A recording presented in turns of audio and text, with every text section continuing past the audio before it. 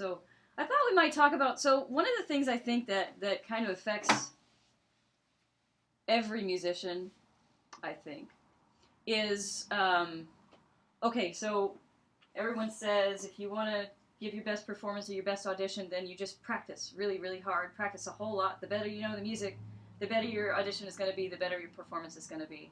So I know this has happened to me, and I just want some verification so I'm not crazy. Like, how many people have done that or thought they did that, and they went to the performance, the audition, and all of a sudden there's like mystery mistakes that just show up out of nowhere, or there's something like your brain just goes black, or something happens and it's like, well, I knew this, but now it's not happening, and why is that? Am I the only one, or how many of you? Yeah. So I thought we might talk about something, because it's something that I've thought about for a long time, and I'm sure most performers do think about how to overcome that. So that's what we're going to talk about today. Cool. Yeah. Yeah, there's always that scary thing of like when you're in the performance and then you mess something up that you've never messed up before. And like how do you prepare for that? How do you well, it's never happened before, but then if it does happen in the performance, it might possibly throw off almost everything else. So that's Yeah, so we're going to talk about this step by step. So I'm just going to talk about some of the symptoms that happen, and then we'll go on to talk about like what different kinds of things we can do about it. So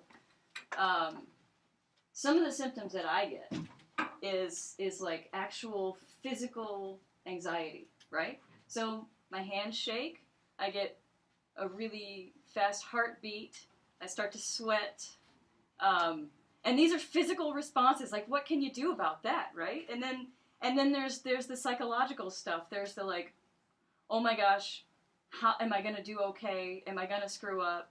And all that. So that's some of the stuff that happens for me.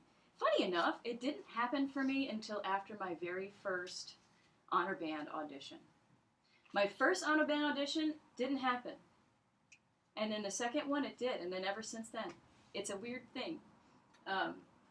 And I have a theory on that. But I'm curious if you have those symptoms or others. Well, I have one kind of funny story, but you guys seem to nod your head. Do you guys have something you would like to share in terms of that? I'll chime in with what you said too. I've noticed that the older I've gotten, the more it seems to happen. Oh, okay. Like that physical anxiety. Yeah. Manifesting itself with the hands shaking and Mm-hmm. sort of thing. It's annoying, It's isn't weird. it? Yeah. Does everybody get nervous when they play at some points? Does anybody not get nervous? Who doesn't? Yeah, who doesn't get nervous when they play in front of people? Depends Anybody? on what I'm playing. Yeah. Depends on. Yeah, if I got piccolo solo, yeah, I'm gonna be nervous. But if it's a ensemble piece and I'm comfortable with it, and I say we're comfortable because I'm perfect, I'm okay. But I do get dry mouth. Okay. Really bad. That's another really. Especially if I know here's my part, mouth goes dry, and all of a sudden I've got to do the solo. Yeah. Dry mouth is a big problem. Yep, that one happens. Does anybody have the other thing happen? Too much? Excess saliva? No? Nobody? That's not as common. But When I did my undergraduate degree, I was a music education major, so I taught high school after that, and then before I was teaching college and that sort of thing. And I really wanted to have a proficient secondary instrument. You learn all the instruments as a band director and that sort of thing, but I chose, I probably should have done more doubling on other woodwinds and brass instruments, but I had this thing in my head, which you can probably speak to, that like I didn't want to screw up my awesome flute embouchure. I thought like brass playing might do that, which I don't think that, if you do it the right way, I don't think it's that bad. I do, maybe you can talk about that sometime, because I know like David Taclerini talks about, like if he's been playing clarinet for a whole bunch, that it's hard to go back to flute right away, according to him. But so I took up strings. Strings was my thing. I was like, that's not going to mess up my flute embouchure. And so, and then I played all the string instruments, and then the one I focused in on was viola. And so on my flute recital for my senior year, for my senior flute recital, I played one piece on viola. I'd taken all these lessons, and I went out. And right before I went on stage, I realized that although I've played flute for many, many years in many different situations, because part of it is like you might be nervous in a certain situation you've never been in before, And how do you practice for that? I played flute a whole bunch, but right before I went out on stage, I realized I've never played viola for this many people before. I've never done this. I actually don't know what's about to happen. And I was thinking, what if I get nervous? What if my hand starts to shake? I'm playing the viola. How is that going to go? But it's so that's one of the more recent ones that I've had. Good. Yeah. So yeah, those are some things that happen, and now there's a lot of different things. I was just thinking about my cell phone in the other room. It's probably on. When you put it on airplane mode, alarms don't stop. Yeah. Gosh. It's time for my medicine. Excuse me, everybody. So some of the techniques that I've used to work on this, and it is really how well you know it, but not in the way that I thought originally. Because when people first told me just know it really well, I thought, well, I'll just play it a bunch and I'll practice it a bunch and then I'll know it really well. But there's different ways of practicing it that really help, because like he said, the biggest thing about getting nervous is being in a situation you're not familiar with or comfortable with or very confident with. And then there's psychological stuff too, that there are some people that just doesn't matter how much they work on it. There's something else there too. So some of the main things that I do to combat this is beforehand, if I think I'm going to be really, really nervous, I'm going to memorize it. And there's different, and it also depends on how much time you have. But if you've got time to memorize it, then that is really, really going to help. Because then you're not stuck to the page. If the page flies away, then you could keep playing, and that is really going to impress the judges too, by the way, if you keep playing. And playing for people before you go to the performance. And it's as much of a thing to practice as the actual music, I've found. So what I did that really tended to work was I'd go find a fellow musician friend. Once I had memorized, I think I got it pretty well. I'd go find a fellow musician friend and I said, look, I don't want you to criticize me or critique me or anything. I just want you to sit there and listen to me. And then I would play for them. And then I would get nervous when I played for them. And then a few things I would make a mistake on. So I would circle those, go back to the practice room, memorize those some more. Do it again.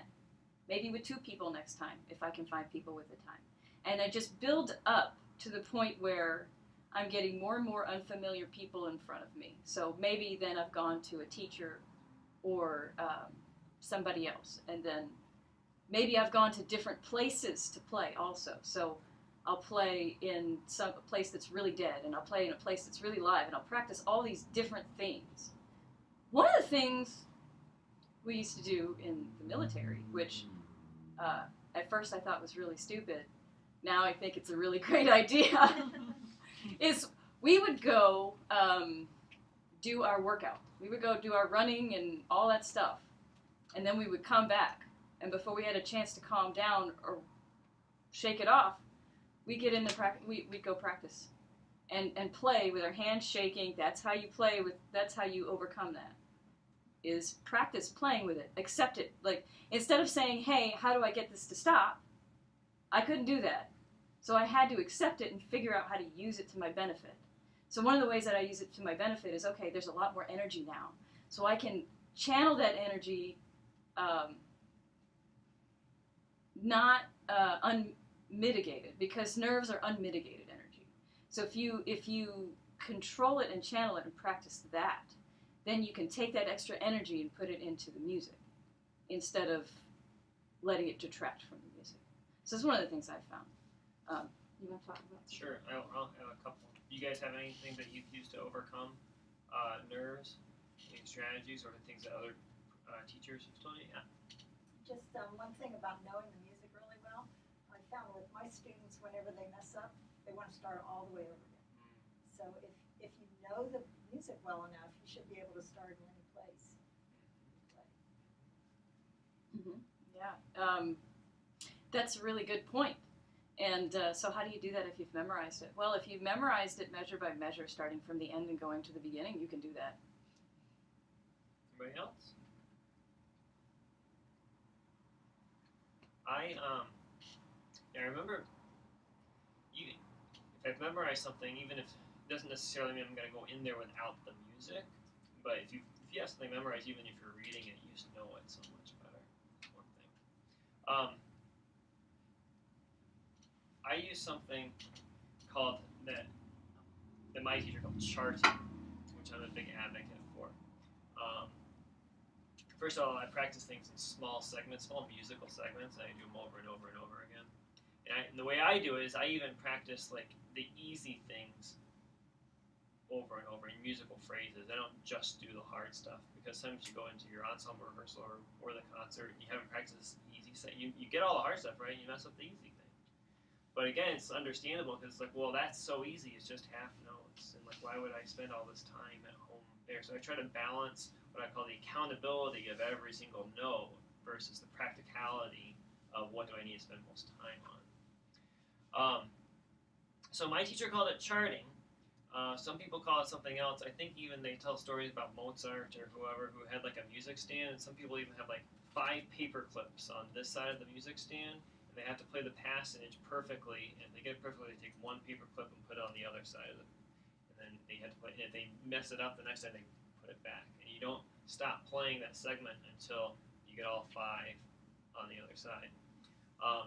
My teacher introduced what I'd call a more intense way of that, which is where you actually take a piece of paper, or if you have like a marker board or a chalkboard or something, you write on there, and you make a number line, 0 to 5 going up, but this is where the intensity comes in from the paper clips. 0 to -5 going down, and the key is you pick a starting point and a stopping point. And no matter what, which this keys in on what she was saying, like, you know how like you stop and you instantly just like, oh shoot, let me try that again. Well, that becomes a habit for lots of people, restarting and restarting. So here's the rules of charting.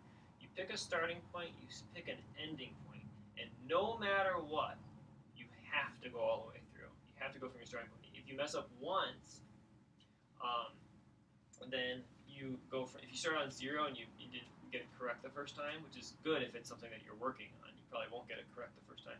You put a dot down by -1. If you get it correct, you go back up to 0. You get it wrong, you go back down to -1. If you get it wrong again, you go down -2. If you mess up 6 things, you only go down 1. But you have to absolutely go start and finish. And you know how sometimes like that first note doesn't come out? It's just like it's a weird thing. Oh wait, no, you got to keep going. Because you take ownership of all those little things that could happen. You ever had the thing like where it's not you didn't mess up, the flute messed up. And then you forgive yourself because, well, that was my fault, the flute messed up. The flute didn't speak.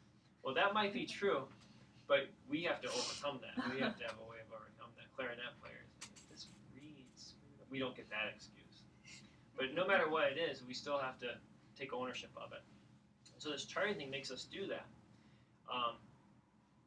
And if you end up going down -1, -2, -3, and you go back up, okay, -1, 2, -1, 0. The goal is you're done when you get to 5.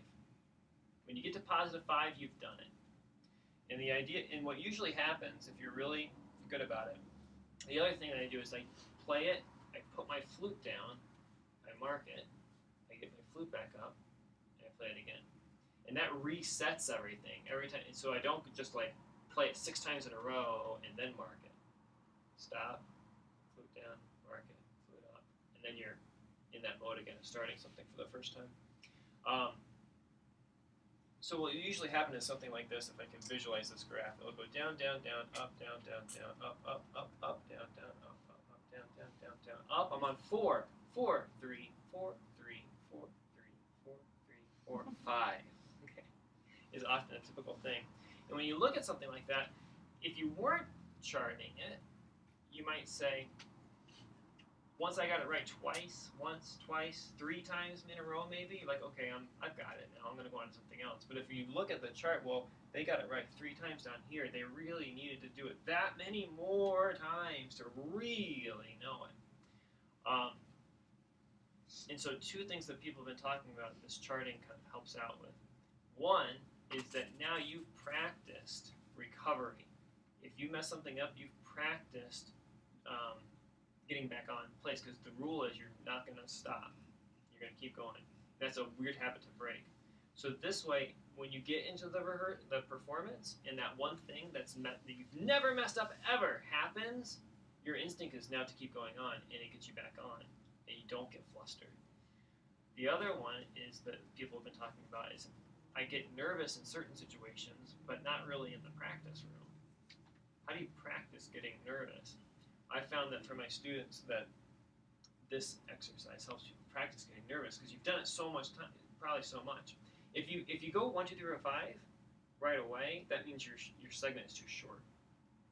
Lengthen your segment. And if you go like -10, -12, you never get it right. That means it's too long. So shorten your segment. But what will happen is you've done it probably, if you count it up, you've probably done it right 12 times throughout the whole thing. But you're looking for consistency. And then you get to that 4th, and then you might start playing head games. If you're the type of person that has some self-talking, you get to 4 and you're like, I just gotta do it one more time. I just gotta do it one more time. And if you get it wrong, you get down to 3, you gotta do it right 2 more times. So that starts happening in the practice room. And that's actually a good thing, because now you get to practice a little bit of that nervousness, and then you overcome it. You focus, and you say, all right, I gotta do this. And I think, and if you've performed a section that you've charted, I almost guarantee you'll feel way calmer about it in the performance. The only thing about it is it's a little bit of a tedious type of practice. You might not be able to practice all your music charting, but if you have the time and the focus, it's a benefit that I recommend. Yeah. Now, you guys did all this for the 3 duets you played? We didn't do it all for the 3 duets. Yeah. Situational.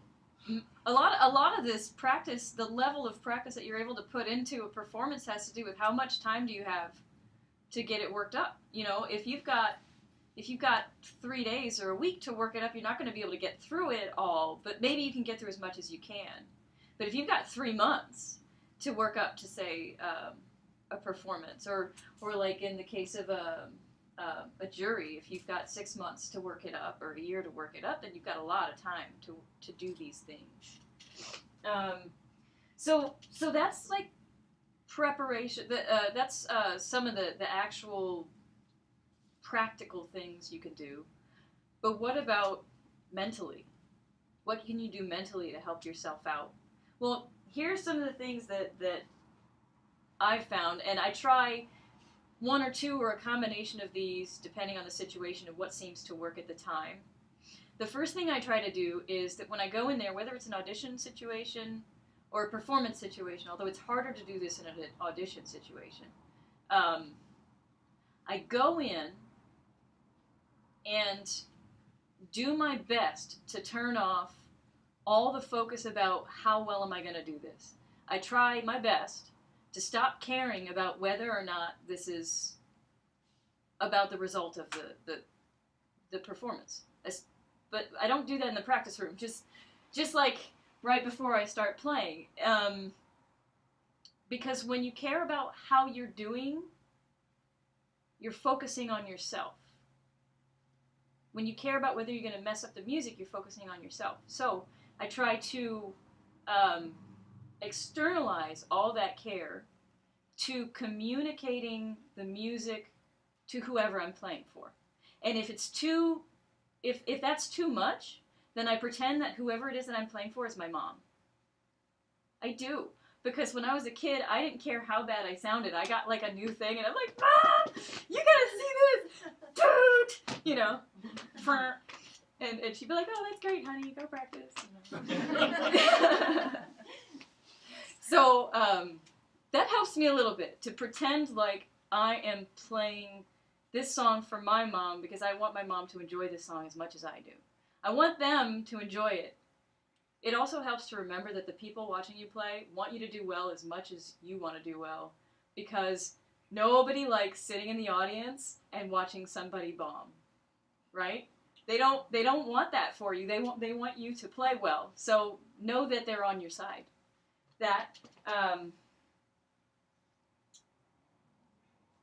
Does anybody know what I mean when I say try to get in the zone? What does that mean to you? Anybody? It's relaxed focus. Relaxed focus. Anybody else? Mine's more, for me, it'd be more like you don't have to think about it. It's like it comes down. Almost like it just comes from muscle memory, your brain. Everything just works. Like when you're driving, everything just works. For me, what the zone is, and a lot of that is part of it, but for me, what the zone is not that I'm not thinking about what I'm doing, but that I'm so focused on the music that time stops. And everything else just kind of stops, except for me, the music, and then trying to communicate to somebody else. So I'm not worried about, oh, it's been 5 minutes or it's been 10 minutes. A lot of times I've forgotten what I've done. Or, you know, like when I come out of the zone, I've kind of forgotten how it went. Like, I think it went well because I'm pretty sure I was in the zone, right? Does anybody have that sort of experience? Like, did you ever? Yeah, so I try to find that, and it just comes from a lot of practice on focusing. So meditation can help that practice. Also, just in the practice room, noticing how long it takes for your brain to wander when you're working on something. And then, if all of that is not working for me, I got one last card up my sleeve, and that's James Galway. Just play a recording. Yeah, right? Just click. Here's my audition. I will either with James Galway or Jimmy Walker, or like a combination of James Galway and Jimmy Walker and Emmanuel Pahoud, whatever my archetypal awesome flute player is, my ideal, the one that I listen to and I just love it. I just pretend I'm that person when I play, and I attack the music the way I imagine that person would attack the music. And so then I end up playing better than I am, because, you know, I borrowed his soul, so that's how I do it. What about you? To jump on some of the comments that were said from our friends out here, there's a gentleman who has dubbed himself, he has a website called the BulletProof Musician, BulletProofMusician.com, and his first name's Noah, and I forget his last name. I don't think I can pronounce it correctly. But he is Juilliard's resident music psychologist. He's a violin player who did undergrad and master's degree at Juilliard as a violin performist, and they did a psychology PhD at Indiana University. And if you are interested in the psychological aspect of overcoming nerves and stuff, I recommend that website. It's a really great blog, and he even has the ability to have lessons with him. BulletProofMusician.com. But you said it feels like when everything's clicking, it's like when you're driving a car and you're not thinking about it. One of his analogies is when you get in the performance venue and all this adrenaline happens, his analogy is like, well, normally I'm in my regular car where I go from point A to point B and it's nothing super special. And then when I'm on the performance, I'm in like a supercharged car that I've never been on before. That adrenaline makes it so when you hit the gas, it goes. And then like when you turn, we just aren't used to handling it. So it's like, how do you use that adrenaline to your favor? And part of it is just doing it a lot. But broadly, his exercises are focused on what we've been talking about a little bit, but is getting in the zone. He would say getting your self-coach or that inner talking to go away while you're performing. That self-critique to go away while you're performing. I had a marching band director who said, like, we should, in performance, we always need our brain to be in the present and in the future. Not thinking about measure 5, what I did measure 5 when I'm on measure 52 in a performance. But what the Bulletproof Musician also says is that naturally we end up doing things in reverse. Meaning, when we're in the practice room, we're playing, and we're not nervous, and we're playing, and we're doing all this stuff. Okay, yeah, I got my time, and I played through my piece 12 times, and here we go. And then when you go right before you go out on stage, you're like, oh man, am I gonna do measure 5 correctly? Am I gonna get like that 16th note just the right way it needs to go? You start getting scared and working yourself up when it should be reversed. You should be having that kind of critique in the practice room. And by the time you get to the performance, it should be autopilot. It should be, here I go. I'm not doing any of that self-critique anymore. When that inner coach very rarely helps us out. Some people have more of a negative inner coach than others, and a louder inner coach than others. And any self-talk while you're in performance should be positive and short. Michael Phelps, do we still know who Michael Phelps is? The swimmer for Olympics. If he's swimming and his coach is on the side, and he's like yelling all this negative and specific instructions, you need to do it this way, it's like, he's not going to hear any of that, and it's just, and if he does stop to listen, it's just going to mess him up from those milliseconds that he needs to achieve. So it just needs to be good, go, keep going, and once it's done, then we can critique it. So that's what we kind of work on for the time. Yeah, one quick visual that I've used with my students and myself when it comes to being in the present and the future instead of the past is the visual I use is, okay, so if you play a wrong note in the performance, I call that you dropped a note. Okay, so you just dropped a note. Do you stop and pick it up and try to put it back, or do you just keep going and pick it up at the end? Well, what do you do in marching band if you've dropped something? You just keep going, right? You don't stop and pick it up. So if you drop a note, just let it fall and know, okay, well, I'm going to pick those notes up after the performance. And it's just a visual, but it actually really helps because, I mean, I even do this sometimes. If I've dropped a note and I feel like it's bothering me, I'll kick it. I'll kick it away. So that's what you've been doing. Yep. Just kick it. Yeah.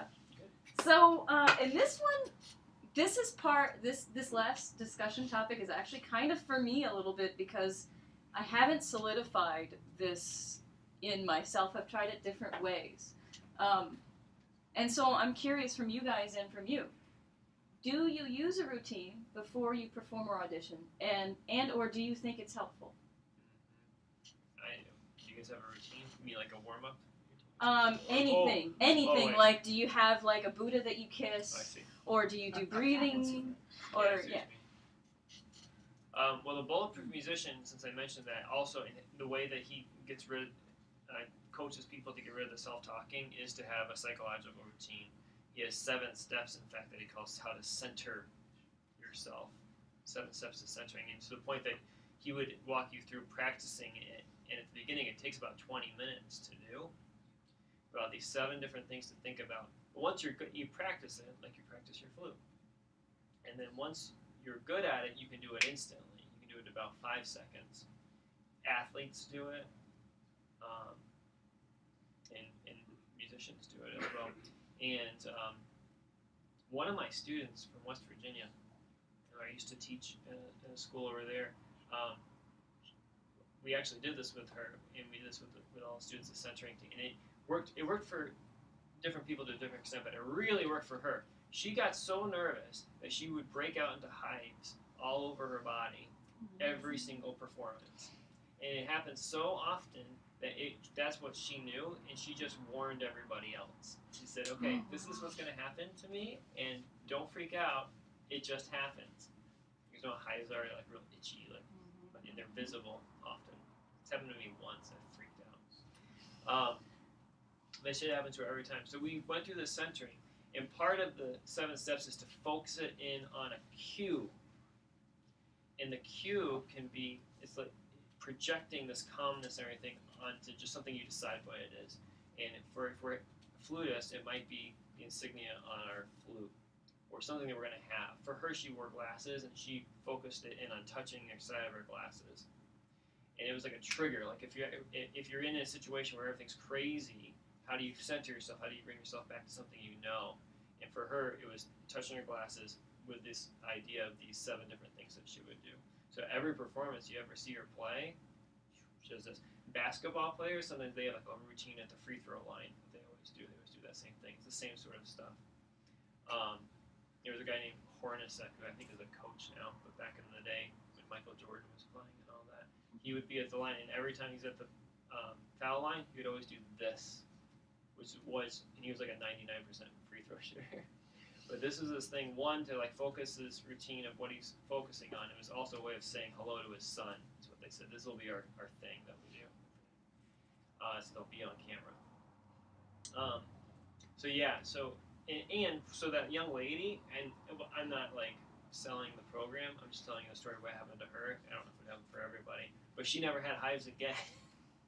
It was so effective for her to do that it just didn't happen anymore. Oh, that's neat. Bulletproof musician. Yeah. Anybody here? Yeah, you. Well, I'm a trumpet player, but Yeah. I've been taking lessons and kind of tie that together with your, the 1 through Charming. 5. Yeah. Do not jump right back into it again. Whatever amount of time you took to play, rest, refocus, don't even think about it, or try not to think about it. Then go through it again. You jump back into it, 99% of the time you're going to make the same mistake twice because you're already focused on that mistake. Try not to, try to recenter yourself and say, whatever happened, happened.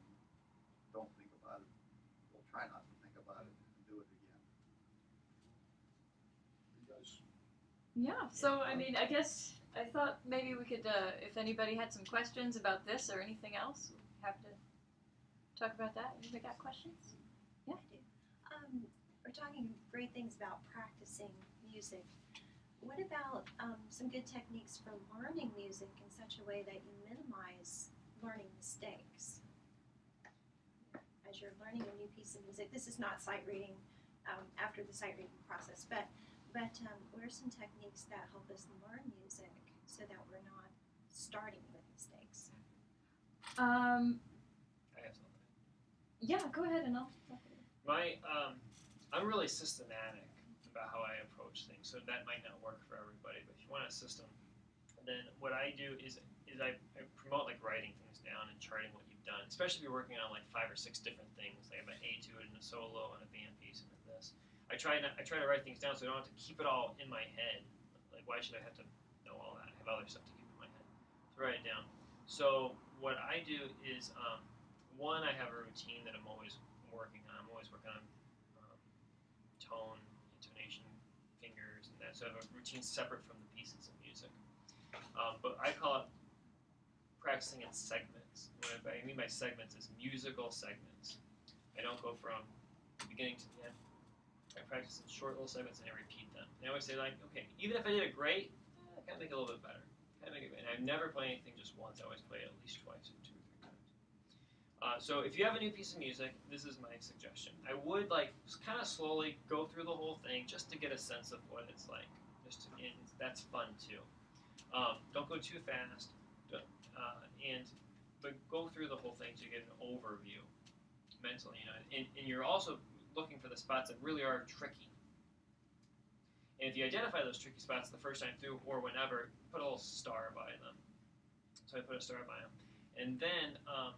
What I'll do is, once I've done that, go through, if I'm practicing a piece, I will play every single measure. I want to be accountable to everything, even if it's easy. But I do it in musical segments, and I think of it like, I don't have a piece of music in front of me, but I think of it like a sentence. Like, is this a thought? And then once I've got that thought, I'll do it again. And slow is good. Slow is good, but you're always saying, okay, can I make it a little bit better the second pass? Make it a little bit better the second pass. If you do that kind of practice, you're probably not going to get through your whole piece. Because at some point your focus and your brain is going to crunch down from just being too focused. And that's okay. So just mark down where you stopped for that day. And then the next day, you don't have to have it memorized. You look, okay, where did I start in that piece? Oh, I measured 15. I'm going to start at measure 15 now with my new focus. For me, even if my brain's crunched down after 15 measures on one piece, I can go to my next etude and get a little work on that done too. So now I'm in different parts of all my pieces, which is why I write it down. But in addition to writing it down, the reason I start the hard parts is because they really are hard. So no matter what, every day I focus on the hard parts, but I also go through everything in a musical way. So that way I'm hitting the hard parts, but I'm not neglecting everything else. And I know if I'm not, because I've tracked it. That's what I do.